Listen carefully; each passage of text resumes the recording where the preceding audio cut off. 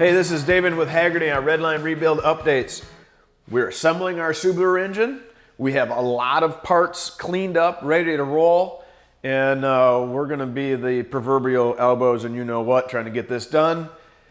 Our heads are assembled, and by the way, that brings me right to my rockauto.com tip of the day.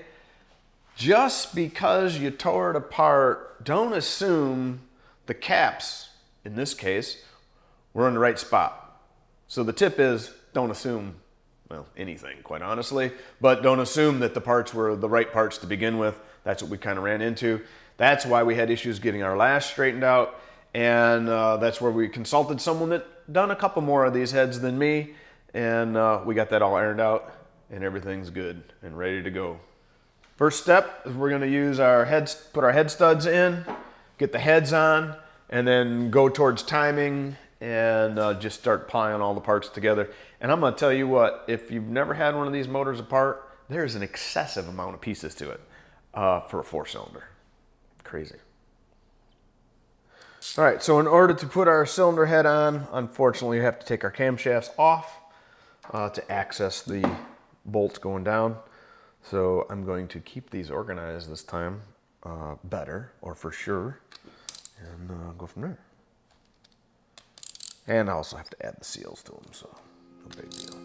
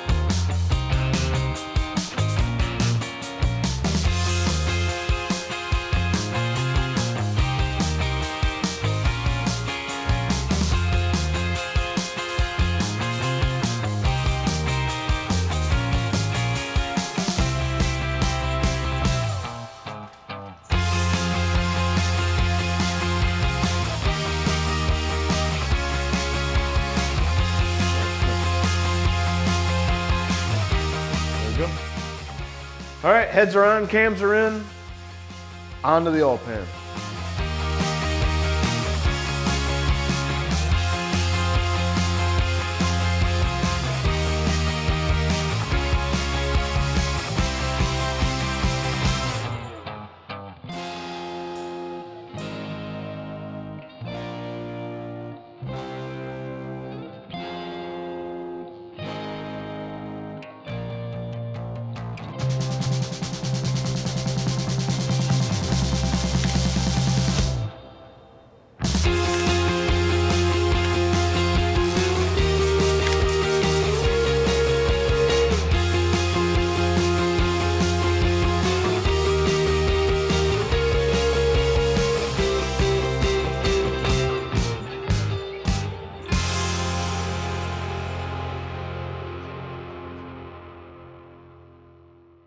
Heads on, cams are in, oil pump, oil pan, pickup, filter, and our cooler. Now, something I know I said earlier in the teardown was that I was going to eliminate the oil cooler from a leak standpoint and all that jazz, and I was told that it was something that people do, mainly for ground clearance.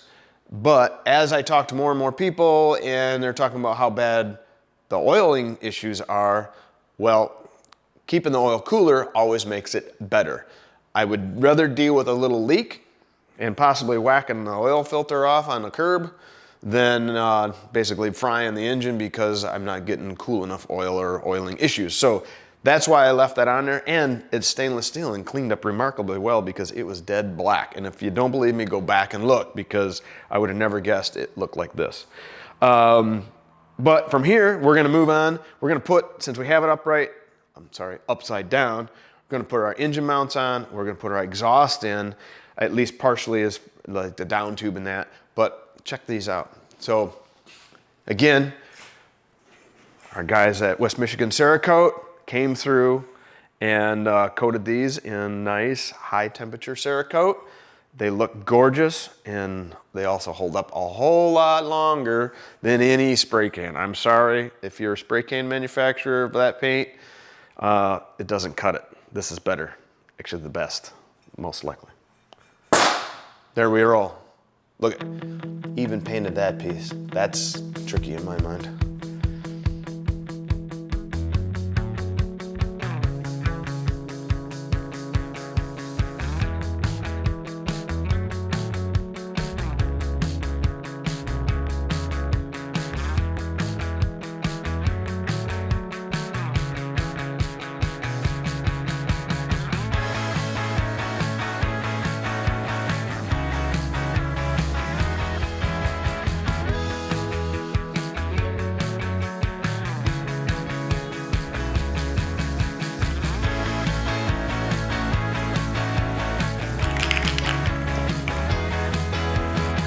Man, that's a brand new can.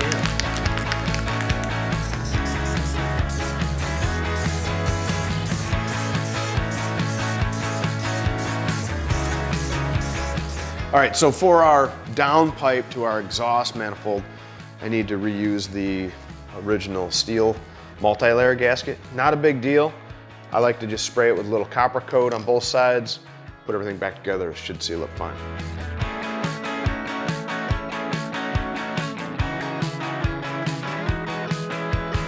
All right, well, you can see how far we got. We got our exhaust on, and obviously everything else relative to the lung block. Next step is gonna be moving forward onto the timing, but today's done. So get out in the shop, go get your work done. See ya.